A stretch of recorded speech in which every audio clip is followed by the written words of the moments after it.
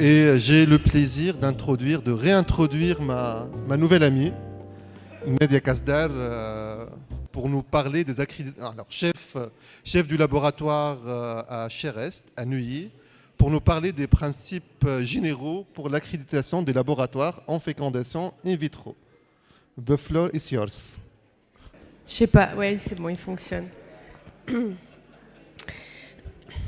Alors moi, je vais vous parler des principes généraux pour l'accréditation des centres de FIV. Mais au lieu de passer 20 minutes à vous détailler les principes généraux, je vais en parler un peu et surtout vous parler des indicateurs de qualité qu'on doit mettre en place dans un centre de fécondation in vitro. Alors nous, en France, on est souvent évalué, audité très régulièrement par un organisme qui s'appelle le COFRAC, qui est le Comité français d'accréditation. Et c'est l'organisme national en France qui est chargé de l'accréditation des laboratoires. Alors le COFRAC, il évalue la compétence du laboratoire conformément à une norme. Alors le COFRAC, il évalue la compétence du laboratoire conformément à une norme qui est publiée, qui fait 200 pages, qui est la norme ISO 1589. Et depuis 2011, l'ensemble des laboratoires français doivent être accrédités et il y a des évaluateurs qui ont une formation au COFRAC qui sont sollicités par le COFRAC pour aller inspecter les centres et je fais partie de ces auditeurs du COFRAC. Donc à gauche, vous avez la norme NF en ISO 1589 qui est très générale. Et à côté de ce petit livret, le COFRAC a rédigé un guide technique qui est beaucoup plus spécifique pour les centres de fécondation in vitro. C'est le guide technique d'accréditation en biologie de la reproduction, dont je suis en train de revoir là, avec un groupe de travail, la nouvelle version. Donc pourquoi les centres de FIV doivent être absolument accrédités? Il y a plusieurs enjeux. Il y a des enjeux humains pour les patients. Il faut être fiable dans les process. Il faut aussi, par l'intermédiaire de cette accréditation, homogénéiser les pratiques. Il y a des enjeux réglementaires, c'est une obligation légale en France. Et puis, il y a des enjeux de performance. C'est montrer les compétences des laboratoires à répondre à ces exigences, garantir les résultats qu'on donne aux patients et surtout prouver que la manière dont on fonctionne est efficace. Donc, dans ce chapitre, dans ce guide technique d'accréditation, il y a deux grands chapitres. Un premier chapitre avec des exigences qui sont relatives au management. Je ne vais pas du tout en parler aujourd'hui, mais sous ce chapitre, il y a 15 sous-chapitres auxquels le laboratoire doit répondre. Et à côté de ce premier chapitre, il y a un deuxième chapitre qui correspond aux exigences techniques, où là, il y a 10 sous-chapitres auxquels le laboratoire doit répondre. Et je vais vous détailler, je vais vous parler aujourd'hui du chapitre personnel de laboratoire et du processus post-analytique. Alors, au niveau du personnel de laboratoire, en France, on est obligé d'habiliter les techniciens et les biologistes dans un centre de fécondation in vitro. Donc, on doit établir des grilles d'habilitation sur tous les process dans un laboratoire. C'est-à-dire qu'on doit habiliter le technicien pour lire les ponctions ovocytaires, pour préparer le sperme, pour inséminer les FIV, pour réaliser des ICSI, pour réaliser des transferts, pour réaliser des congélations et décongélations d'embryons et congélation et décongélation d'ovocytes. Si on discute de l'habilitation du personnel à la lecture des ponctions, donc ça c'est un extrait de ce guide technique d'accréditation. La formation d'un technicien ou d'un biologiste, elle passe par plusieurs étapes. Elle doit passer par plusieurs étapes. Tout d'abord, le technicien et le biologiste doivent prouver qu'il a lu le mode opératoire. Et ensuite, il va observer, voir comment le tuteur réalise les ponctions ovocytaires. Et surtout, il va regarder comment se passent les règles d'asepsie, les règles d'identitovigilance. Après cette phase d'observation, ça va être le technicien en formation qui va traiter sous le contrôle du tuteur l'ensemble des ponctions et le tuteur va évaluer s'il est apte à réaliser des ponctions ovocytaires seules. C'est la même chose pour l'habilitation à la préparation de sperme. Il y a une phase d'observation, une phase de réalisation sous contrôle du formateur et une phase de réalisation totale sous contrôle du formateur. Il faut bien sûr que le centre définisse le nombre de spermes à réaliser pour toutes ces étapes. Là, ce n'est pas du tout indiqué, c'est au labo de définir et aussi de définir la différence acceptable dans la détermination des paramètres. Si on s'intéresse aux ICSI, pareil, il y a une phase d'observation. Le biologiste ou le technicien doit prouver qu'il a observé un certain nombre d'ICSI, observer comment on prépare la boîte, comment on installe les pipettes d'injection et de contention, comment on immobilise le spermatozoïde, comment on l'injecte dans l'ovocyte. Et ensuite, il va prendre des ovocytes réformés, des ovocytes immatures, et il va s'entraîner. Et si le tuteur réalise qu'il a validé cette étape, il passe à l'étape sur des vrais ovocytes, et c'est la même chose pour les transferts embryonnaires. Donc, et ça va être la même chose pour la congélation, décongélation d'embryons, la congélation, décongélation d'ovocytes. Ensuite, après cette habilitation initiale, tous les ans, il va falloir surveiller que le technicien continue de bien travailler. C'est pas juste l'habilité, on est tous des humains et tous les techniciens vont dériver à un moment donné, et c'est ce qu'on appelle le maintien de compétences. Par exemple, je vous ai donné un exemple de maintien de compétences. Pour les ponctions d'ovocytes, on va noter le nombre d'actes qu'a réalisé le technicien et le nombre d'ovocytes moyens qu'il a retrouvé pendant l'année. La préparation de sperme, on va noter le nombre d'actes qu'il a réalisé et le pourcentage de fécondation en FIV classique, parce que c'est le technicien qui prend la paillasse de sperme, qui va évaluer la mobilité, qui va faire la dilution, et c'est lui qui est responsable de la fécondation en FIV.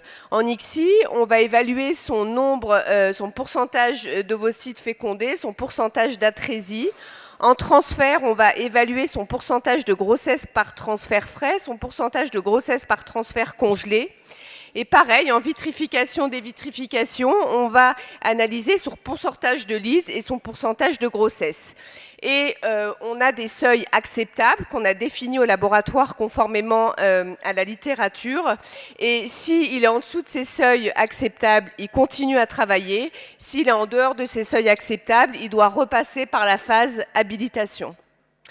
Alors, on surveille les techniciens, mais c'est aussi le rôle du biologiste qui a une vue d'ensemble, de surveiller aussi les gynécos. Le gynéco, lui seul, dans son cabinet, il peut s'auto-évaluer, mais il ne peut pas se comparer aux autres.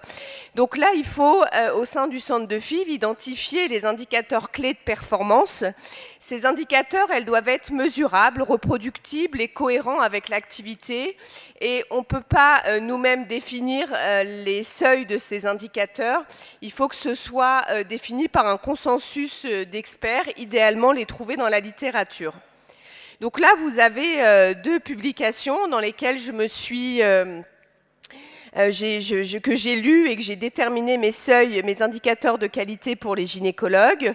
Et ce qu'on fait au sein de mon laboratoire, c'est que tous les 6 mois, on évalue chez le gynécologue le nombre d'ovocytes moyens qu'il a recueillis par ponction, le nombre d'ovocytes matures, le taux de grossesse clinique par transfert frais, qu'on dissocie du taux de grossesse clinique par transfert d'embryons congelés. On évalue aussi le FOI, je vais en parler tout à l'heure, le taux de complications après ponction ovocytaire, le taux de fausse couche, notamment pour les transferts d'embryons congelés, et le taux de grossesse multiple. Alors le FOI, c'est quoi? Ça évalue la cohérence entre le pool de follicules en trop au début de la stimulation chez la patiente et le nombre d'ovocytes que le gynéco récupère à la ponction. Pourquoi on s'attache à faire ça? C'est que on sait que la stimulation ovarienne elle est importante et que pour un clinicien on estime que prédire la réponse ovarienne est importante pour une prise en charge individualisée de la patiente Et cet index a aussi été décrit et utilisé pour mesurer la sensibilité ovarienne aux gonadotrophines exogènes. Donc l'objectif, c'est de vérifier si les cliniciens peuvent mener à bien la stimulation ovarienne et aussi comprendre si la dose de départ, le déclenchement et le prélèvement d'ovocytes ont été correctement définis et menés. Moi, je travaille avec 25 gynécologues et il y en a qu'on reprend régulièrement parce qu'ils ont un peu peur de créer des hyperstimulations ovariennes. Ils stimulent avec des doses de départ très faibles, ils déclenchent très tôt et voilà, c'est des gynécologues qu'on surveille de près. Le pourcentage de métaphase 2 par gynécologue, donc un rendement en ovocytes immatures, un taux d'immaturité élevé, ça peut être dû, soit dépendant de la patiente, à des faibles taux intrafolliculaires d'HCG, liés à un IMC élevé, à des erreurs d'injection, un délai qui est non optimal entre le moment où elle a déclenché son ovulation et la ponction, ou bien encore patiente dépendante, un déficit au récepteur de l'ALH. Donc moi, ce seuil est difficile à évaluer pour moi parce que sur les gynécologues avec qui je travaille, il y en a qui vont ponctionner tous les follicules, il y en a qui vont ponctionner uniquement les gros, il y en a qui vont ponctionner les gros et les intermédiaires. Donc j'ai du mal vraiment à déterminer leur pourcentage de métaphase 2 parce qu'au moment de la ponction, ils ne travaillent pas du tout de la même manière.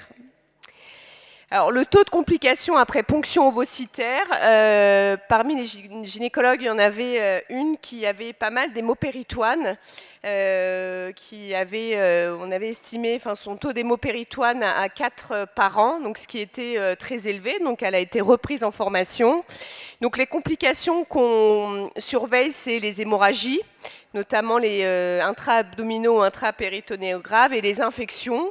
Alors, les facteurs de risque de ces complications sont en général un nombre élevé d'ovocytes, une longue durée de l'intervention quand la ponction est difficile, les FIVistes qui sont un peu jeunes, l'IMC de la patiente. Et chez les patientes endométriosiques, on a plus d'infections au cours de la ponction, même si ça reste rare. Ce qu'on évalue aussi, c'est chez le gynéco, c'est ces taux de grossesse cliniques qui correspond au nombre de grossesses qui est diagnostiqué par visualisation échographique avec un sac gestationnel et activé embryon avec activité cardiaque.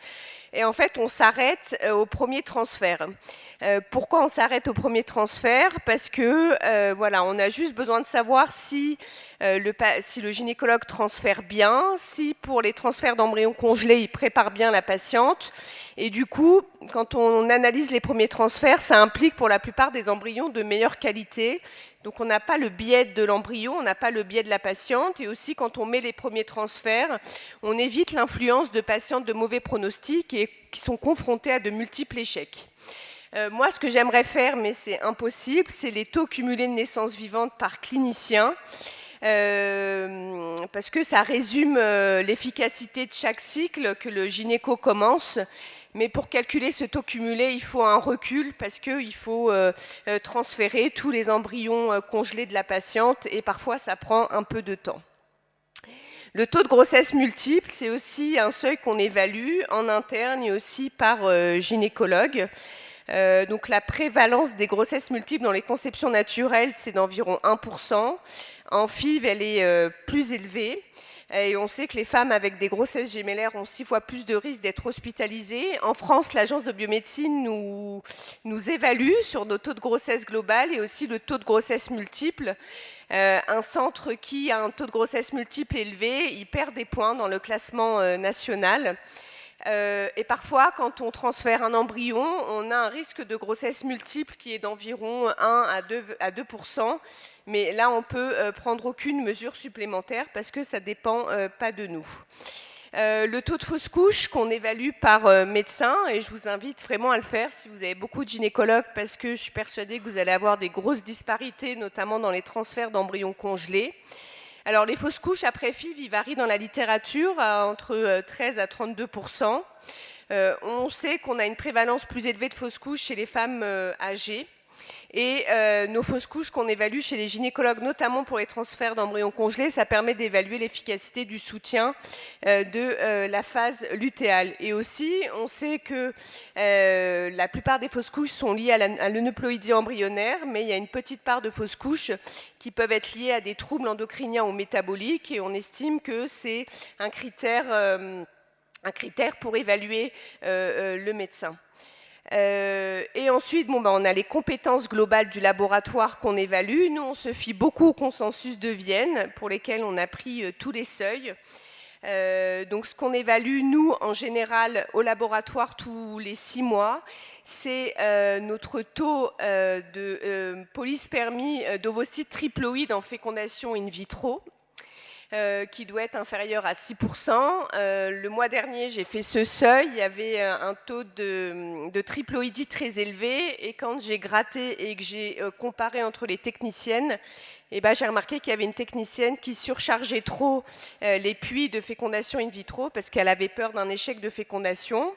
On évalue aussi le taux de 1PN en FIV, le taux de 1PN en ICSI, le taux de blastocystes utiles. Donc le taux de blastocystes utiles qu'on utilise, nous, c'est supérieur ou égal à 30%, ce qui est décrit dans le consensus de Vienne. Et pour les laboratoires excellents, ils sont supérieurs ou égal à 40%. Ce qu'on évalue aussi, c'est notre taux global d'atrésie en ICSI, qu'on a mis à 10%. Notre taux de fécondation normale en ICSI, qu'on a mis à supérieur ou égal à 65%. Notre taux normal de fécondation en FIV classique, qu'on a mis... Alors nous, on a pris le benchmark, on est à supérieur ou égal à 75%. On a des très bons taux de fécondation en FIV classique, et on analyse aussi le taux d'échec total de FIV. Et au niveau des transferts d'embryons congelés, on évalue notre taux de survie de blastocystes, et notre seuil, c'est supérieur ou égal à 90%. Et après, on évalue les taux d'implantation, plus au niveau des blastocystes, parce qu'on fait 90% de blastocystes, et notre taux d'implantation, on l'estime qu'il doit être supérieur ou égal à 35%. Si, par exemple, on a une anomalie au niveau de la fécondation, on a une fiche qu'on a rédigée au sein du laboratoire avec l'aide de la littérature, qui reprend tous les paramètres à regarder au sein du laboratoire. Donc on a les critères de matière, donc c'est les 5 M, donc ça c'est plus orienté patiente, voir si pendant cette période les patientes étaient de mauvais pronostics. On vérifie le matériel, on vérifie les techniciens, on vérifie si les techniciens ont bien respecté les procédures, et puis on fait un travail de fond au niveau des milieux. On regarde si le numéro lot du milieu, on regarde si nos platines n'ont pas dévié au niveau de la température. On a aussi une fiche qu'on a rédigée pour les échecs de taux, les taux de blastulation utiles un peu bas, et une autre fiche qu'on a rédigée pour les taux de survie à la décongélation bas. Donc en conclusion, les progrès cliniques et biologiques ont modifié le traitement des couples infertiles, et nous, ça nous encourage à nous challenger. Donc on surveille pas juste qu'on est au-dessus des seuils, on essaye d'arriver au seuil supérieur, toujours de progresser. La FIV, c'est aussi une communication forte entre embryologistes et cliniciens qui doivent communiquer régulièrement. La police de la FIV, je le dis toujours, c'est le biologiste qui doit s'assurer quotidiennement que le laboratoire fonctionne bien, et qui doit réagir rapidement quand un indicateur est sous le seuil, parce que ça peut vraiment mener un peu à la catastrophe, surtout quand on a une grosse activité. Si on ne réagit pas rapidement, il y a beaucoup de grossesses qu'on perd. Merci de votre attention.